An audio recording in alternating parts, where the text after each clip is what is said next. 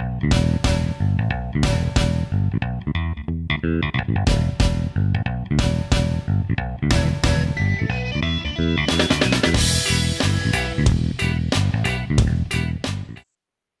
boys and girls, and welcome back to the final episode of the Carla Crappy Show for our 7th season. Yes. I see. We talked about this just before we started taping, and I'd forgotten already.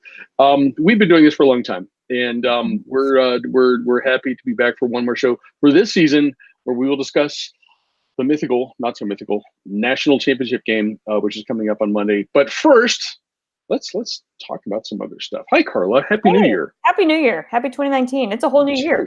It is a whole new year. Mm-hmm. We have gorged on champagne or beer and food and college football and all of that good stuff. I've had another fun bowl season, certainly. Getting to watch to start with, pretty good bowl season for the state of Ohio.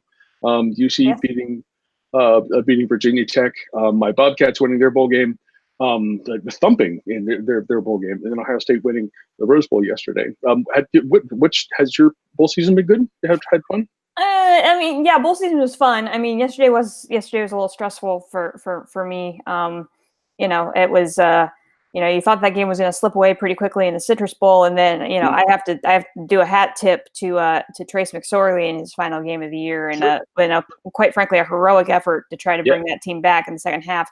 I was just looking right before we recorded the show to find out if anybody confirmed whether or not he actually had a broken foot, because that was apparently what was told to the press earlier during the game. That's why he didn't come in the third quarter, was that his foot was broken.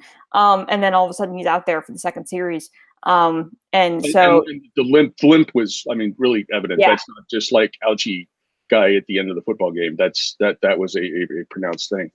Yeah, definitely. And apparently he said during the post-game presser that, on a scale of 1 to 10 pain-wise, he was dealing with a 7 or 8.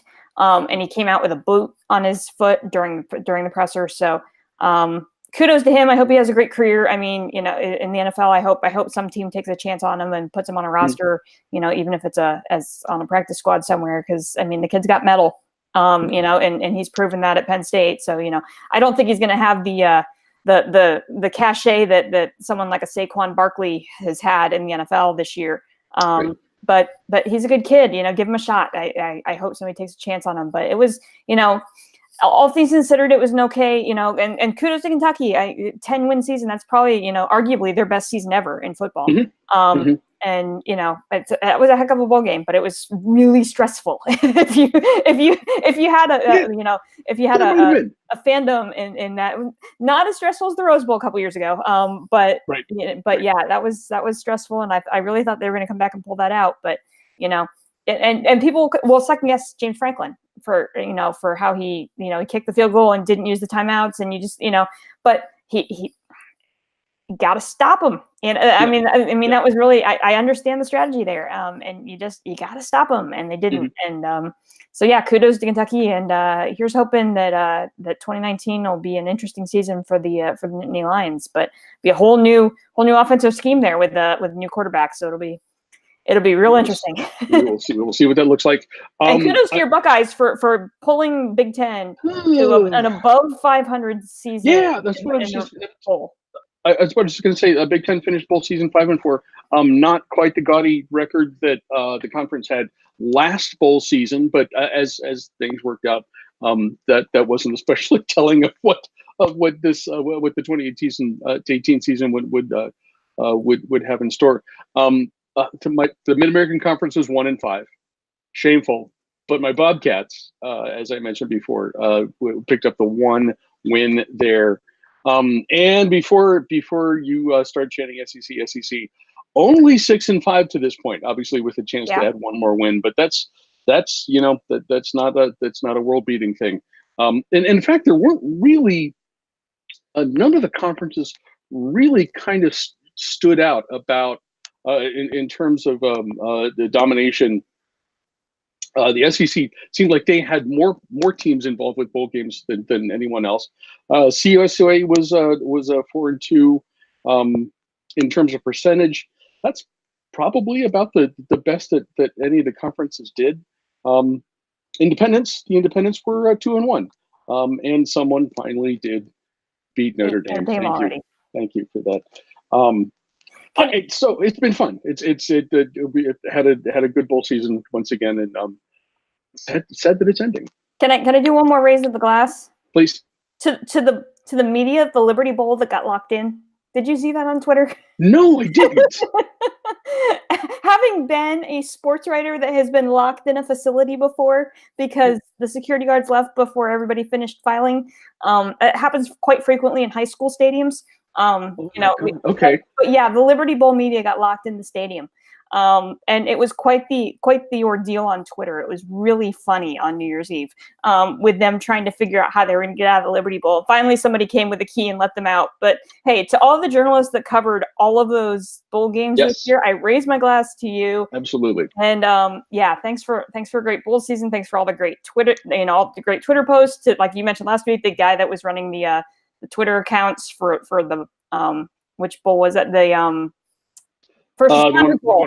The one in Fort Worth, yes. Yeah, the First Responders Bowl. There's a lot of stuff that happens behind the scenes for all these bowl games. And, I cried with the media that was locked into the Liberty Bowl because I'm like, man, I feel your pain. Been there. Oh man. You at least hope there's some cold hot dogs or something in there that they would get them through for a little bit. Before we get to our lone game that we have to talk about, let's take a look. Because of 2019, let's take a look at what might happen for college football. Some from this, I propose this as I think what one insane prediction for college football in the coming year. I'm not actually sure how insane my prediction is, so I'm going to let you actually go ahead and do this first. What do you see coming? Okay, so I picked something very specific because I wasn't, when we were doing this via text yesterday as we were texting through the Rose Bowl together. The idea I came up with was that my insane prediction for 2019 is that when we are sitting here at this time next year, well, maybe a couple weeks before this next year, the group of 5 representative in a New Year's 6 bowl next year will be the Houston Cougars. Because obviously that's the big that's the big coaching carousel move. Everybody's doing the head scratcher with Holgo going to Houston. Everybody's scratching their head. Stephen Godfrey, who's based here in Nashville, actually did a lot of the reporting on that whole move. And and he had a really great post in combination with a couple other writers, SB Nation, yesterday as to head scratchers. Why would Holgo leave a Power 5 conference to go to a Group of 5 conference? And when he laid it all out, it really makes a lot of sense. It's a lot easier. I imagine money is involved. Money was one of the reasons, but not the only reason. Recruiting is a second reason. And then he has got a really good point there in that Texas is loaded with talent, and it's a lot easier to get second and third tier players in Texas to commit to going to Houston than it is to get first tier players to commit to going to Morgantown. That makes a lot of sense to me. He likes the state of Texas. He's got some familiarity down there. That whole thing makes sense to me. So here's why I say that, because Bill Connolly at SB Nation, at the same publication earlier this year, and I have a lot of respect for Bill Connolly, in his 2018 preview, he said that if the offense kind of kept itself together, that in 2019 they could be a powerhouse in the AAC. So you have a wacky offensive-minded coach going to a team that should be loaded with talent in 2019. Right. Got a lot of work to do on the defensive side of the ball. Ed Oliver is going to go to the NFL draft, and so they've got a lot of rebuilding. They lost a lot of seniors on the defensive side of the ball, and and obviously there were already problems there with the way that Army hung 70 on Houston. So you got a lot of defensive things to fix. But I really, really like this move. And the best part of this, and AJ, this is specifically for you. I raise my glass to you because remember during bowl season, we were talking about how awesome it would be if we got a Holgo Mike Leach in the Alamo Bowl. That was the prediction at one point. Boy, that'd be fun. We actually get it in 2019 because Houston is already scheduled to play a home and home with Wazoo. No. Yes. September 19th. Wow. Circle your calendars. The game that we wanted. We just have to wait 5 more months. Okay. It's happening. Awesome. Yeah. So I love this move. It'll be interesting to see what happens in Morgantown, but I think this whole energy, there's no reason. And Houston finished, they won the West in the AAC this year. There's no reason they can't do that again. Houston's going to represent the Group of Five in the New Year's Six Bowl, and it's going to be thanks to Dana Holgerson. And that makes perfect sense, and especially when you consider recent history, and what Tom Herman was able to do at Houston, probably with not quite as much talent, and arguably not as insane as Dana is. But I mean, he put together for at least half the season one of the hottest college football teams in the country, and they were steamrolling offensively. So that's something that that's something that Dana could capitalize on, particularly with a better offensive squad. And you're right. I mean, he had been an assistant at Houston, so he knows the program, knows the area. That actually could be a lot of fun. Here's what I'll add to yours. Maybe in 2019, a Group of Five team, say like Houston, makes the field in an expanded playoff. And here's why I think I don't know what it's going to look like, if it would be 6 teams or 8 teams. I think there's and maybe this is my me projecting my own irritation with how stuff has turned out this year. I'll be honest with you. I am not super stoked about Monday's game, because it's the same thing as the last 4 years. This is what it comes down to, and it's great if you're a fan of Alabama or Clemson. It certainly speaks well of what those two programs have done. But I think if you look at what Jim Delaney, the commissioner of the Big Ten, has already started talking about, we need to look at expanding the playoff, and obviously his point of view is couched in the notion that the Big Ten has not had a team in the playoff for the last 2 seasons. So he's you certainly understand where he's coming from. But I do think there will be enough dissatisfaction with just sort of the predictability of what this has turned into, certainly in the last 3 years, 2 years. I think that may lead to a push that could lead to an expanded field, and who knows? I mean, 6 teams. You could have each of the Power 5 conference winners. You could leave that open, but to include a Group of 5 team. If you expand the field to 8, then there's conference winners. Then there's at-large teams. Obviously some logistical things to work out, but it wouldn't be a huge stretch, particularly with the 6 teams, the expansion of 6 teams. And I think there will be enough of a will for a small expansion, just to make this field a little bit bigger and perhaps a little more interesting. So. Yeah. Well, and you bring up an interesting point, and I thought about this a lot after we did the show last week. We were talking about the whole recruiting cycle. Have we created a perpetual monster here in the playoff? Because if you end up with, in the first year of the playoff, you ended up with the Alabama Clemson played for the first playoff national championship game, I think, right? No, Ohio State and Oregon. Okay, but Bama and Clemson. Since then, yes. Bama and Clemson have been in the mix, and so what we've kind of perpetually created here is they're automatically going to have a recruiting advantage because of that, because they keep showing up in the playoff. And so if you get an offer from Clemson, you're going to take the offer from Clemson. Same thing with Alabama. And Bama's been around for a long time, but Clemson's starting to become the second wave of Alabama. And so, and next year, who's going to be predicted to be 1 and 2 again? Bama and Clemson. There's no reason. We keep saying this about Bama. There's no why pick against Bama until they give us a reason not to. And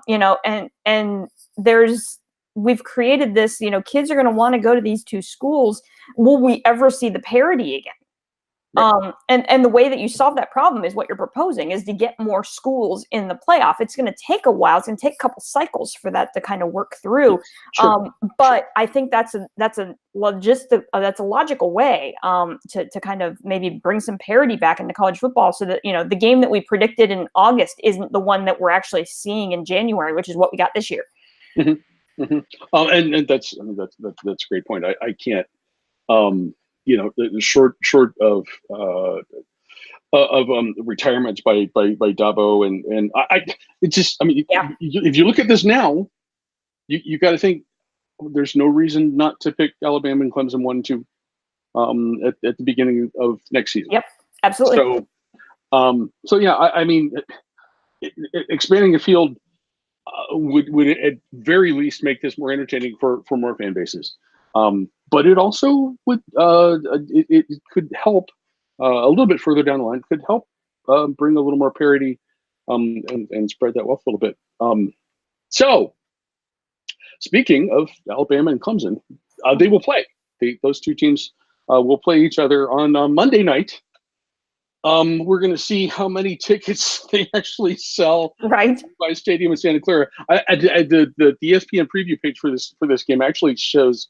I think they linked to StubHub, but there are literally thousands of tickets for sale under $150 for this game. Wow! So AJ's fondness for this stadium and its location may be coming back to bite somebody in the butt. The game is at 8 p.m. on Monday.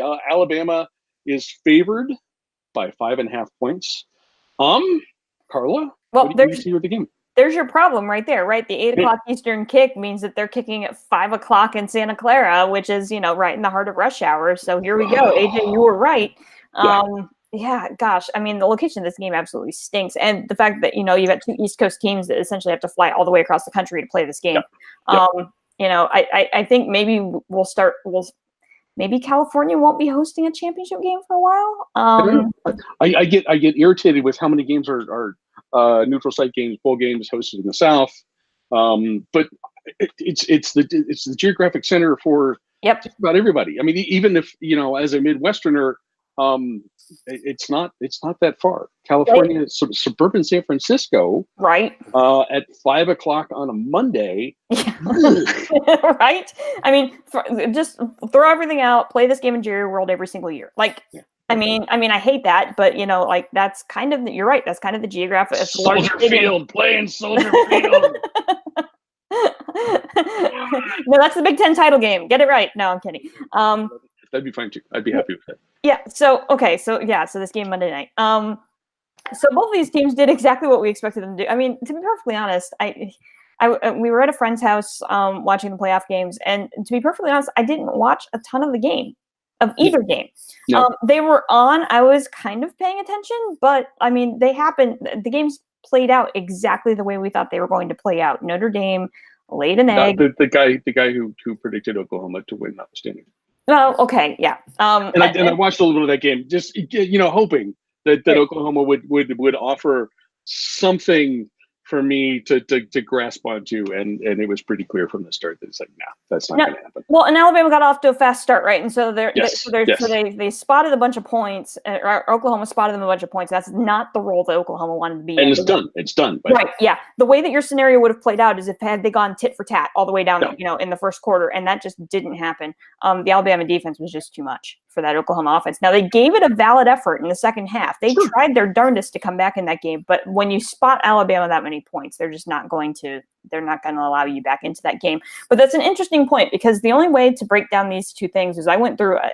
I spent a lot of time on college football stats over the last night while I was kind of keeping an eye on the ridiculousness that was happening in the Sugar Bowl. So some head scratchers out of that the semifinals in the bowl games. The Alabama defense, say that 5 times fast. The Alabama defense gave up over 470 yards to Oklahoma, which is a bit of a head scratcher when we talk about this vaunted Oklahoma or Alabama defense. And yes, the Oklahoma offense is really, really good, but that's a lot of yards. To give up to a team that that they were dominating early in that game. Meanwhile, Clemson held Notre Dame to 248 yards, which is not all that surprising because we've had questions about the Notre Dame offense all along, and so that's not all that surprising. But the thing that I circled, there are a couple things I circled. The first thing is that the Clemson offense put up the same amount, maybe just a few more. It was 530 to 527. The Clemson offense put up 530 yards against that Notre Dame defense. Okay. Bama put up 527 over Oklahoma, which, okay, so the offenses were equally productive. But when you take into consideration that the Oklahoma total defense is ranked 114th in the country, and Notre Dame's total defense is ranked number 30 in the country, okay, that's showing that Clemson's got some offensive power. And so I went through and looked, and actually, Alabama's at the number 2 scoring offense in the country. Clemson's number 4. They rank pretty evenly there, but that was kind of a head scratching number going, wait a second. The Clemson offense actually put up more offense against a better defense than Alabama did against a far inferior defense, which leads me to think, okay, Clemson's got a shot in this game because, I'm firmly I'm not picking against Alabama until they give me a reason not to. And I came really, really, really, really close to taking Clemson in this game. And there was one statistic that helped that made me say, no, I'm going to hang on to Alabama. And that's looking at strength on strength. You have the number 6 pass offense in Alabama going up against a really, really, really good Clemson defense. The Clemson defense ranks number 2 in the nation in scoring defense, rush defense, and total defense. But they rank 16th in pass defense. Yep. You noticed that, huh? Yep. And that's where I think Alabama wins this football game. Is it's going to come down to the Oklahoma defense, or the Clemson. There we go. Get the right team. The Clemson defensive line against the Alabama offensive line, and whether or not they can put enough pressure on Tua. Here's the thing. The Alabama offensive line has only allowed 13 sacks the entire season. I don't know whether or not Clemson can put enough pressure on Tua. I mean, the run game is going to be non-existent because Alabama doesn't run the ball a ton anyways. They're the number 19, or no, they're number 34 rush offense in the country. So they're not. They use the run to balance out the passing attack as opposed to the other way around. They're not going to be able to run the ball. I don't know if it matters in this game. If you've got a quarterback like Tua going up against the secondary that is the only weakness in this defense, and Clemson, that might be enough for Bama to win this football game. And again, I really, really want to take Clemson in this game because statistically they look like the better team on paper, except for that one thing. But that one thing is so big. It's gonna be a close game. I hope it's gonna be a fun game. I think it's gonna be a better game than we saw between these two teams last year. Clemson's gonna be in it. They're gonna be motivated. They want revenge in this game, but I can't pick against Alabama until they give me a reason not to. Tide wins. And I did not do the research you did. I will admit that. But I'm at the same point. I'm at the same conclusion. I think this is fairly simple. If there is one unit on either of these teams that can be considered a weakness, it is Clemson's pass defense. And certainly in the grand scheme of things, you're looking at all what there's 130 teams in D1 football. It's fine. There's nothing wrong with it. But you combine a couple of things. You have a quarterback who's reasonably mobile. You have an offensive line in Alabama that does not give up sacks. It just doesn't. So those two things, Tua can avoid a pass rush if there's one there, and I think there will be because as we've mentioned all season, Clemson's front seven is just monstrous. Yeah. But Alabama's offense, it is pass first. If they can run the ball a little bit to kind of balance things out, that's awesome. But I'm not sure that that's necessary. This is what Alabama's offense does, and to do it against a team. To mention this again, I mean, the Clemson. There's a Clemsoning element in this, but Clemson struggled when South Carolina threw the ball at them. In their regular season wrap up game. And this is a much better offense than South Carolina's. So with that, and with the Carla principle that you really shouldn't pick against Alabama until you have a reason not to. Alabama wins this again, again, and then our hope is that after the 2019 season, Urban goes down to wherever Nick Saban lives and says, retirement's really nice. I'm teaching a class. I gotta do that like twice a week. I have really cozy seats for every game. Maybe you should give this a try. And then maybe the rest of us can get in on this national title game once in a while. Once Saban decides, okay, I got a boat in the Gulf of Mexico. It's right there. Let's maybe go relax for a little bit. And you see, I had the exact opposite reaction to that as I was watching the post game, and Rinaldi cornering Urban, and trying to get him to say, are you ever going to coach again? And, he said he doesn't think so. Mm. And, we've had an ongoing joke, not necessarily on the show, but, as we've been texting with each other, like until the Notre Dame job opens. Right. And then, yes. But here's the other thing is that I laughed. I said, is there a line in Vegas as to whether or not Urban Meyer ends up as an analyst at Alabama before the 2020 season? Huh. That could be. I could. He was actually, if you recall, I really liked him in the booth. He did that for a season, I think, for ESPN, and did really well. So. Maybe that's in the future. And actually, if he does that, I think that is a sign that his retirement isn't going to last as long as he might be predicting at this point. And Saban likes to pull fired and retired coaches into his fold. So that wouldn't stun me either if he ends up being some sort of analyst on the Alabama staff. Going the route of Steve Sarkisian and all those other coaches, Can you imagine having that analyst staff is just absolutely absurd. I don't even want to. And how long until Cliff Kingsbury ends up as an analyst at Alabama at this point? Yeah, that's not something I even want to think about. Okay, boys and girls, this is where I usually say you can watch the Carla and Crappy Show for the duration of the college football season, which at this point is a few more days. So hurry up is what I'm saying. Search Carla and Crappy on YouTube or Facebook. You'll find the videos. If you prefer the audio portion, you can find us the same places, plus Apple Podcasts, Google Play, Stitcher, and TuneIn, as well as incessant reminders on your favorite social channels. If you like the show, I hope you listen to this one, and I hope you come back in the fall, because I think chances are excellent that we will as well. If you don't, mind your own damn business, okay? Whatever.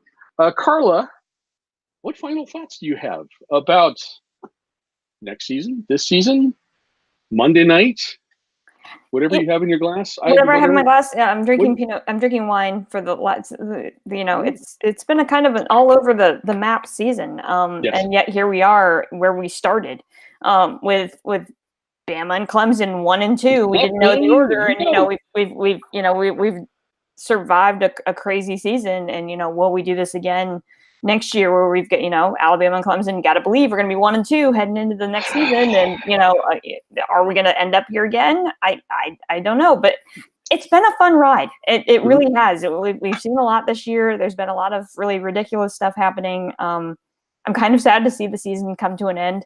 I feel like bowl season kind of exacerbated a lot of the ridiculousness that we see in college football this year, between games being canceled and, lots of wacky offenses and media getting logged in stadiums and Bevo going after Uga last night. I mean, come on. What the hell's that about? Yeah, why do you think one of those little plastic fences is going to – it's a big cow. That's a very large animal. And there was a tweet from the photographer that actually caught the edge of the horn. That he showed his back, and you can actually see the mark. But he had tweeted, "Mom, I'm alive." Was his tweet with the picture? Just a really wacky bowl season. It's been a great year. I think there's a lot other than Bama and Clemson 1 and 2. I think there's a lot of intrigue heading into the 2019 season. With Ohio State losing its court. Haskins is gone, and McSorley is gone at Penn State, and so I think the Big Ten is going to be wildly entertaining next year, just because of the uncertainty that we have heading into the season. I think there's a lot of uncertainty kind of throughout the all of the conferences. Is the Pac-12 going to be wacky again? Probably.